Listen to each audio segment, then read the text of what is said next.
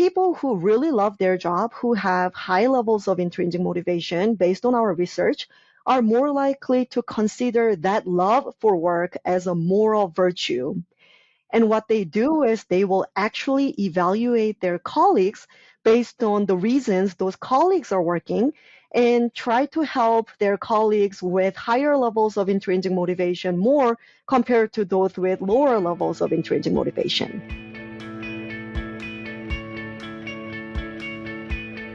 Welcome, everyone. I am so excited to be here today with Mijeong Kwon. Mijeong, welcome to What the Fundraising. It's my pleasure to be here. Thank you so much. Let's start with you just telling everyone a little bit about yourself. I am so excited to dive into your research and your work and how it applies to fundraisers, but let's give folks a little background around you and what brings you to our conversation today. Sure. My name is Mijeong Kwon, and I am an assistant professor at the University of Colorado, Denver. I research a lot about human motivation, work motivation, and I focus on intrinsic motivation. So the definition of intrinsic motivation is that you are working because you are getting some sort of satisfaction coming from your own work. So you really enjoy it, or there are some interesting learning opportunities, growth opportunities, or challenges that you have at work.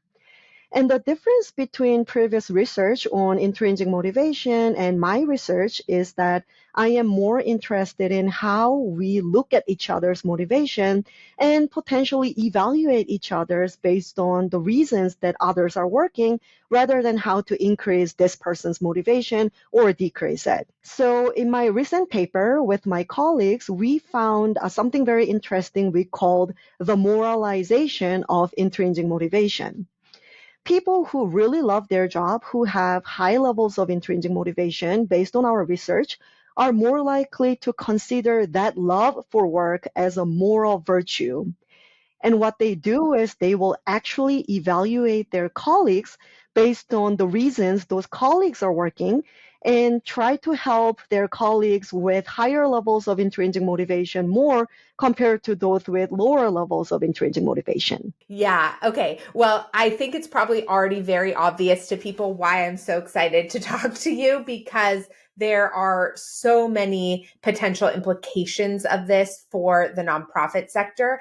And I want to start actually by talking about what I consider to be some of the passion exploitation in nonprofits. So, in the nonprofit sector, passion drives so many fundraisers, right? Understandably. But I'm wondering how that perception that the work itself should be the reward actually might be impacting fundraisers in really negative ways, where it comes to the impact on their salary negotiations or expectations in their fundraising, and what impact this might be having on the ultimate recruitment and retention of fundraisers. So I'm curious about your thoughts there. Sure, this is a really interesting topic, the relationship between intrinsic motivation, passion, calling, and potential exploitation. So there is a recent paper where the authors coined the term passion exploitation, which is a really familiar term in my home country, actually. So what they found was that people with very strong passion were more likely to work for less money. And at the same time, other people also expected these passionate people to work for less because they thought that, working itself would be reward for these people. So what does this suggest? Also, when we think about our findings on the moralization of intrinsic motivation, this is really interesting because people have a natural tendency to discount others' intrinsic motivation and inflate others' extrinsic motivation to work for money, fame, some external reasons. This is because when we think about why others are doing something, this is going back to the basic attribution theory. We are trying to find the reasons as either internal or external. In the work setting, it is so obvious that people are getting paid, right? So there is a really strong external cue there. So people are more likely to naturally think that people are working for those external reasons rather than something invisible, like love for work. So what's really interesting here, though, is if you do not show your passion or your intrinsic motivation at work, people's natural tendency is to discount it And for some people, they moralize intrinsic motivation, so they might evaluate you in a negative way. However, if you now try to show intrinsic motivation and appear really passionate about your work, then you might get exploited because people think that you would work for nothing, right? So there is a really interesting tension here between passion, intrinsic motivation, and exploitation. And I think this tension would be really salient in nonprofit industry, where people believe that each other is working for their passion and intrinsic motivation. Yeah. I mean, I think what's so challenging about what you're talking about is that there's a little bit of like a both and, right? I mean, folks who work in the nonprofit sector are known for being underpaid. Nonprofits are often very under resourced. And so they're sometimes it's not even, I wouldn't say like they're intrinsic, they have the intrinsic motivation to be doing the work that they're doing, but they also have life needs, right? Like having a living Yes. wage and being able to take care. And so I think there's also this perception that there is this like external motivation around money that sort of gets conflated in this moral way when it's like, well, the bet like fundraisers are going to do better at their job. They're going to be able to pursue their passions better.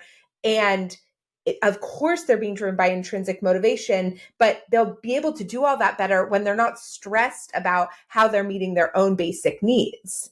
Yes, that's very true. And here comes the tricky part. So, a recent paper found that when people talk about their extrinsic motivation in some sense, a candid way, then, so for example, if I talk about my extrinsic motivation, then people would actually think that that's signaling my lack of intrinsic motivation. And Mm. my research, our research on the moralization of intrinsic motivation also suggests that people who love their work are more likely to consider the work as a must have.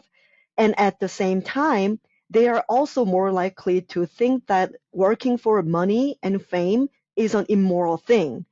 So somehow Mm. people have this idea that loving your work and working for something else, especially some pragmatic concerns, are working at odds, which obviously is not true, right? As you mentioned, we are working for various reasons and we are getting paid to meet our basic needs, right? Yeah. Okay, that's so interesting. And I'm curious then the impact that it can have on fundraiser burnout, especially given the emotional nature of nonprofit work. I mean, I feel like this piece around sort of the moral judgment of why we're doing certain things and the sensitivity that I think a lot of nonprofit leaders hold to acting in moral ways, right? Like so much of why they're doing the work that they're doing is linked to their own belief around their morality, their desire to be viewed as making moral decisions. And then I can just imagine like the tension then that they feel and the burnout that they feel when they're kind of have this in the back of their head that like, oh, they have to behave this way because this is what signals that they're driven by passion, but then they're overworking and burning out and all these things. So what do you think the connection around all of that is? Sure, the link between intrinsic motivation and burnout is also very interesting. There is a previous work on calling which says that people with really high levels of calling, for these people, calling works as a double-edged sword. So these people are really committed to their work, and their calling might prevent you from experiencing stress at their work and become more persistent. At the same time, however, people with really high calling are also more likely to experience burnout because they are so committed to their work and they are potentially sacrificing other important parts of their life, like their family and their friends. And I mentioned some pragmatic concerns. So, because of that, they might experience more burnout. And when we also think about the moralization of intrinsic motivation, that moralization of loving your work can actually add one more layer of stress there. So, for example, I have a very high intrinsic motivation for teaching. I really love my students. However, it is almost impossible for me to get positive evaluations from my students all the time from all of them. So I will sometimes get some negative evaluations from my students. And what I personally do is I will try to think about some other reasons that I am working and some other reasons this job is important for me. So of course, I love my students, but at the same time, teaching is my job duty, and I would like to support my family by working in this profession. And I would like to make my parents proud of them because being a professor is such a prestigious thing in my home country. But when you moralize intrinsic motivation and you feel like you have to love your work all the time, that could be really stressful because you love your work, but for some reason right now your work is not loving you back, but you have to Mm. continue loving your work, right? This would be very hard for some people, and I think especially people with high levels of intrinsic motivation. Mm. Okay, what's so interesting about what you're talking about is that I think is so important for fundraisers to be thinking about is sometimes their intrinsic motivation is really driven by the impact of the organization, what they're raising money for, but they do have regularly, uncomfortable or non-ideal daily tasks or interactions or things they have to do as fundraisers that they probably don't feel a tremendous amount of intrinsic motivation around because they haven't necessarily connected those behaviors or those actions to their underlying intrinsic motivation to like get the organization funded, right? There's like finding the motivation for certain tasks that feel particularly scary or vulnerable where you aren't thinking about that like bigger picture motivation. Do you think do you have any suggestions for that piece? Yes, that's also interesting. So I think what you are saying is that people might be intrinsically motivated to some part of their work, but we also know that love for work is such a vulnerable thing. So if you are experiencing very frequent rejections from donors, for Mm, example, it would be really hard for you to actually maintain your intrinsic motivation. So I never tell people that intrinsic motivation is a bad thing. So if you love your work, that's a good thing for you. And there was a previous research saying that when you really love your work, that can actually make you become more persistent, even though there are mm, some rejections. And what's helpful here is you trying to remind yourself why you love your work and also some pro-social impact your work has on the society. So in that mm, specific paper, the author, Adam Grant, had some callers from the call center at the University of Michigan. And as you can imagine, these people experience rejections all the time from the donors. So what he did was he had a group of fundraisers or callers there to read a letter from students who got scholarship from their effort. And for mm, another group of callers, he made this group of callers to actually meet with the student and talk with them to learn about how the scholarship actually changed these students' lives. And as you can imagine, for these people who realized the positive impact, the pro-social impact of their job had more persistence and higher performance at work. So I think mm, what I would like to emphasize here is the relationship between intrinsic motivation and what we call pro-social motivation. That even though it might be difficult for you to maintain intrinsic motivation all the time, maybe reminding yourself of pro-social motivation and your positive impact in this world help you keep your intrinsic motivation and your persistence at work. I love that. And we've talked on this show before around, keeping notes from beneficiaries or donors like next to your desk, things that help remind you of why you're doing this because it can be really hard to stay motivated around these really vulnerable tasks that often don't go as planned, that don't feel that great. So I really love that. I'm curious. So I want to go back to what you were saying before about the way we cast judgment on other people that we view as having intrinsic motivation or, something I hadn't thought about before we started talking, even though we had talked about through some of this over email, is that there's a lot of feelings about how folks are entering the workforce these days, and I would say there's like some attitude of resentment in feeling like folks who are coming into the workforce these days are more quote unquote entitled because of the way they're advocating for pay or boundaries, more work-life balance, Mhm. right? Taking care of themselves. And so some of what you're saying is making me think that I actually think there's an entire moral judgment being placed on these new employees in nonprofits from folks who have been in the sector for a long time, who never felt the autonomy or permission to take care of themselves in that way, sacrifice themselves tremendously, and they're making some Mhm. decisions about the intrinsic motivation of these folks, which I actually don't think is correct. I think they're just also trying to take care of themselves, and they're advocating for these pieces. And I'm curious, like from a team standpoint and an organizational culture standpoint, how can we make sure that our teams are inclusive and our culture is inclusive of multiple types of motivators, which I think are all important? Yes, that is such an important question. So I am observing that what people are trying to get from their work is changing. So before, people viewed it as a source of payment or support for their family, and they also viewed it as a source of self-expression. But nowadays, the importance of leisure, for example, is also increasing. So I Mm, think that's what many leaders are observing here. And my suggestion for the leaders, though, is that it would be really important for them to acknowledge and validate multiple types of motivation that people might have. And I have at least two reasons this is important.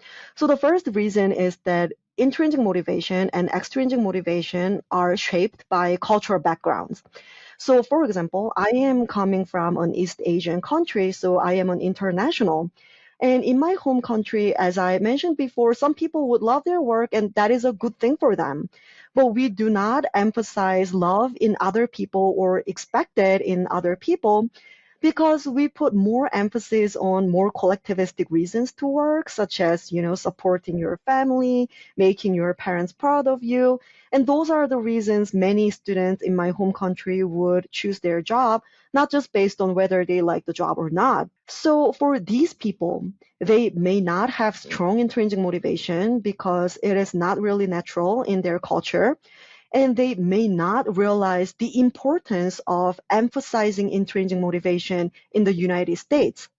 So if you exclude these people from your mm, organization just because they do not appear as if they love their job, that could be pretty problematic in terms of diversity and inclusion. mm, And secondly, the same thing applies for people coming from lower socioeconomic background. So intrinsic and extrinsic motivation are also shaped by socioeconomic backgrounds in a sense that people coming from lower socioeconomic backgrounds tend to have lower levels of intrinsic motivation because as children, they did not have enough resources to figure out what they truly like or did not have enough opportunities, or they went through financial hardship as children, and that's why they are working for more external factors rather than intrinsic motivation. And what if we tell these people that you do not love your job, you are such bad people? This is not right, right?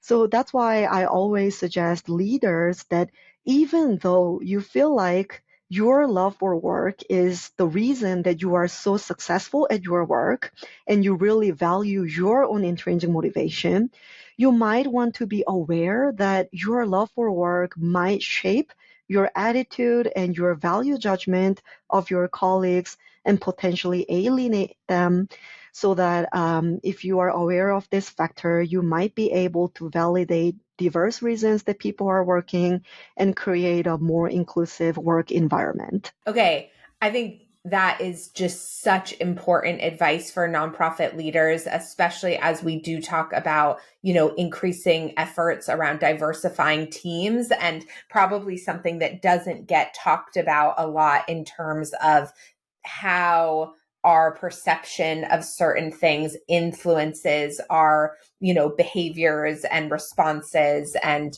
things like that. So I think that's so important.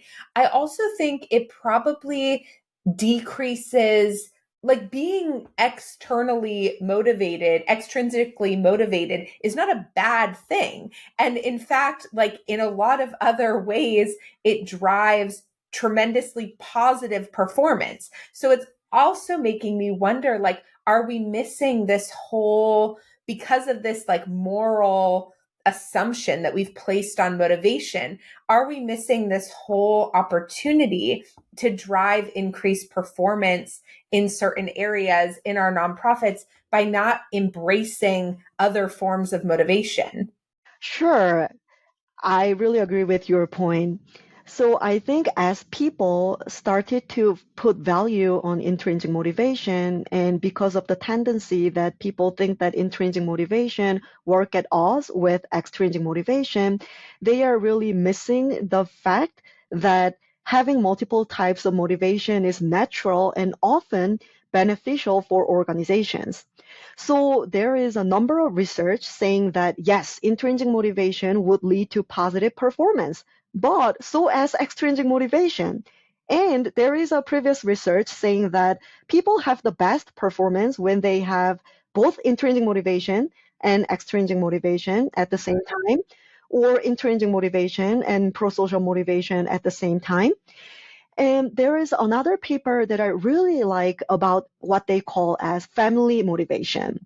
So this is motivation to work for your family. And what they found in their paper was that people with very strong family motivation can actually work as well as people with very high levels of intrinsic motivation.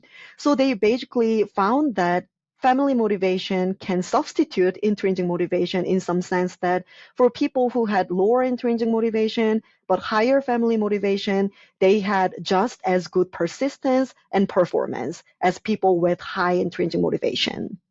Hmm. Do you know, did that research include anything about retention? Like how long somebody stayed in a job in comparison, those two types of motivation? That research is mainly about performance, but I believe that it would also lead to recruitment and retention as well, that people might feel more included and more belonging to their organizations when their leaders really acknowledge diverse aspects in their life. For example, as a PhD student, I was really inspired by my advisor's love for research and teaching. But at the same time, when my advisor was mentioning, her daughters and how she was working hard for her family in her earlier years of career, I think that really felt like this is a safe place for me to be candid about my own motivation to work for my family. And that really liberated me and motivated me in some sense. Yeah, I think that's a really important thing for us to be considering in the nonprofit sector, because I do think that there's also a belief, an underlying bias and belief that passion will lead to a longer retention of the person, their passion for the mission of the organization, their connection to the mission of the organization. But I think because of what you said before around also the link to burnout, then we don't find that. People think, oh, but I hired this person who's so passionate, who's so motivated around our mission, which then leads to these like higher rates of burnout. They actually aren't retained. And then we're like, wait, but I thought you were so committed to this mission. And that there's really this piece here around recognizing, it's so layered, but this is such an important part. I mean, we are seeing folks leave the nonprofit sector in incredibly high numbers. The turnover rate, it's causing so many issues in this sector. And so I think this piece, this conversation around motivation and the inclusivity of different motivators and, decreasing our moral assumptions on folks is just so important to the health of these organizations. Yes, so my advice for leaders would be always do not assume others' motivation because we are quite bad at guessing others' motivation, and do not evaluate others based on their motivation because we all work for diverse reasons. Yeah, absolutely. Of course. And so, okay, so this, I'm curious, we've talked a lot about like external motivation in terms of, or extrinsic motivation in terms of, pay or family or, things sort of like that impact our life outside of work. But I'm also curious about the motivation inspired by positive reinforcement and recognition inside organizations. And sometimes recognition in some forms comes bonuses, although that's more rare in the nonprofit sector. Sometimes it's more, naming or kind of public recognition. Can you talk about the role that plays in this whole conversation and how we should be thinking about this? Because I also think this is a place where, like, people, both for themselves and for others, really don't value giving a ton of positive feedback, or they don't prioritize it, and I think that's also having an impact. So talk to me about how you look at that piece of it. Sure. So the relationship between intrinsic motivation and recognition is actually very interesting because there is a popular crowding out effect that we are all aware of, that when people have high intrinsic motivation and we start to give these people either payment or positive recognition, it will actually decrease their intrinsic motivation because now these people Mm, think that, oh, wait, I thought that I am working because I wanted to work, but now that you are paying me, now I feel like I am working because of this payment. So there is mm, that crowding out effect piece. But at the same time, we also know that people tend to have high intrinsic motivation at something that they are good at, which means that they got some sort of positive recognition there. mm. And based on my knowledge, our understanding here is that positive recognition can increase intrinsic motivation. But when the feedback is unexpected, so people do not feel like, oh, the other party is somehow acting manipulatively to increase my performance or something else. Rather than that, when people feel like this is a genuine recognition, it is more likely to increase people's intrinsic motivation. Okay, so interesting. I think there's so much for folks to be thinking about there too. I studied under Dr. BJ Fogg around habit and behavior design, and he talks a lot about shine in terms of how to reinforce different habits and behaviors. And I think the thing I when I talk about shine, people are like, well, like that's my job, or I shouldn't need to celebrate the fact that I did that simple thing. And I think recognizing that acknowledgement and praise, self-praise, or feedback for other people plays an important role in what we do and how we take action in the future, is really and important. And that's interesting. I hadn't really considered people thinking it would ultimately decrease intrinsic motivation, to be doing more of those things. So I really appreciate that. Is there anything I haven't asked you that I should have asked you? Yes, another thing that actually comes to my mind is that you can also give positive recognition to people in a way that you emphasize their pro-social impact. Because as I Mm, mentioned, when people really tie their pro-social and intrinsic motivation, there's where we see this fire. So you can say something like, you did this to me and that really made my day, or you are doing this and that's really making some positive impact. So as you can mention, I also keep the cards from my students. So people in this nonprofit sector can really keep those positive moments in their email inbox, in their office, or in their workplace. amazing. Tell folks where they could go to learn more about your research and you, and connect if you're interested. I'm so grateful for this conversation and for sharing all of your wisdom with us today. Sure. Thank you so much for inviting me today. It was my pleasure. If you would like to learn more about my research, you can visit my personal website, mijeongkwon.com. That's my full name.com. Or you can find my profile at the University of Colorado Denver Business School website under Management Department. Amazing. And we'll make sure all of those links are below as well. Thank you so much. Thank you. As a donor and so I actually really wanted to say this. So I'm gonna add it right now. Yeah, as a longtime donor of a humane society where I adopted my three cats, it is my Oh, great pleasure to be here. I love that. I love that. I You don't love need to include this, but No, that it's so important. I mean, the nonprofit sector impacts everybody and touches everybody in such important ways. And so I love hearing about an organization that you love, and I'm so grateful that you shared it. Thank you. awesome.